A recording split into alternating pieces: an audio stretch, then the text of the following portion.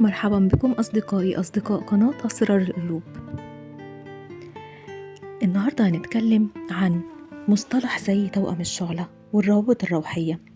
الناس بدأت تغرق في مصطلحات زي دي عشان تهرب من وحدة قاتلة.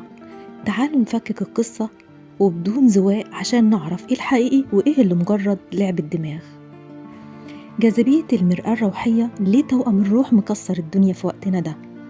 العزلة العاطفية بقت صعبة والشاشات خلتنا بعاد عن بعض رغم القرب.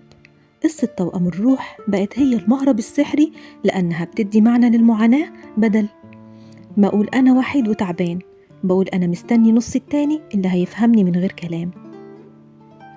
ده نوع من التسكين العاطفي عشان نهرب من مواجهة واقع إن العلاقة محتاجة مجهود مش مجرد معجزة. الفرق بين الروقان والخبطة: التوسع السلمي العلاقة الحقيقية بتحس إنك بتكبر فيه بهدوء وأمان والواقع بيتحسن، مفيش دراما كتير بس في سند حقيقي. النشمة المحمومة علاقة الصدمة دي بتبقى عاملة زي الريد بول، طاقة عالية جدا، خناق ومصالحة، إحساس إنك مش عارف تعيش من غيره. دي مش حب، دي تروما بتعيد تمثيل نفسها. طيب إزاي دماغنا بيضحك علينا؟ الدماغ ذكي جدا، لما بيعوز دوبامين اللي هو هرمون السعادة من شخص معين بيلبس الموضوع طوب روحي عشان ما يبانش إنه إدمان. اللغة الروحية كقناع، بدل ما الدماغ يقول أنا مدمن اهتمام الشخص ده بيقول ده تواصل روحي كوني. دي حيلة عشان يفضل يطارد الدوبامين بضمير مستريح. جروح الطفولة والقدر: لو حد عانى من جرح هجر وهو صغير دماغه بتصنع وهم اللقاء المقدر مع شخص غير متاح عشان يحاول يحل عقدة قديمة. سلاح التزامن الأنا والإيجو: بتستخدم الصدف العادية زي إنك تشوف رقمه أو اسمه وتقول لك دي إشارة من السماء عشان تفضل محبوس في حلقة الإسقاط وتفكر فيه طول اليوم. تحذير: أخطر حاجة هي تسمية الوسواس القهري تجاه شخص على إنه إلهام إلهي، ده تدمير ذاتي متغطي بكلمات مقدسة. علاقة الرنين الطاقي الحقيقي مش محتاجة توهان. التواصل الروحي الصح مش هروب من الواقع، هو تحفيز للواقع. النمو المتبادل: لو العلاقة ما خلتكش أشطر في شغلك وأهدى في حياتك وأقرب لنفسك، في الحقيقة مش في الخيال، بيبقى في حاجة غلط.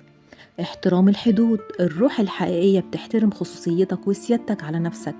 التشابك المرضي اللي فيه سيطرة أو مراقبة ده مش ارتباط طاقي، ده استنزاف. تفكيك وهم القدر: ازاي تخرج من الساقية؟ عشان تعرف انك بتكبر ولا بتغرق في مية اسأل نفسك، هل التفكير في الشخص ده بيخليني اخد خطوة لقدام في حياتي ولا مخليني واقف مكاني مستني اشارة؟ مش شرط خالص عشان الحب يكون عالي الطاقة انه يكون فيه وجع وشوق بيقطع القلب. الحب الحقيقي بيطمن مش بيوتر. قفل برامج الأبراج وقراءة التاروت ومراقبة اللاستسين هو أول خطوة للشفاء. انت بتدور على تأكيد لوهم جوه دماغك. استعادة السيادة: مفيش حد هيكملك، الهدف مش إنك تلاقي نصك التاني، الهدف إنك تكون واحد صحيح.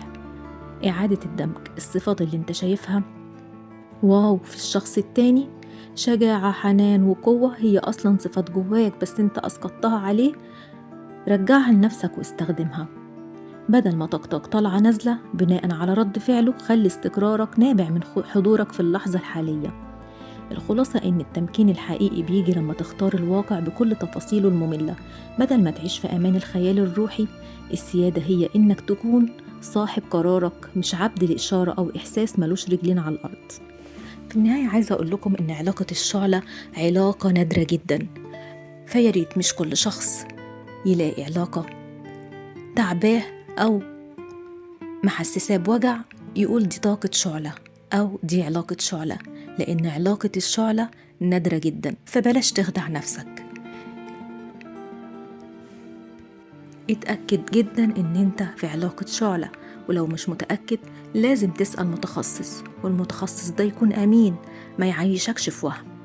في النهاية يا رب الفيديو يعجبكم، ولو عجبكم الفيديو ما تنسوش لايك وشير واشتركوا في القناة وفعلوا جرس التنبيهات علشان توصلكم كل الإشعارات، وإن شاء الله أشوفكم في فيديو جديد. سلام.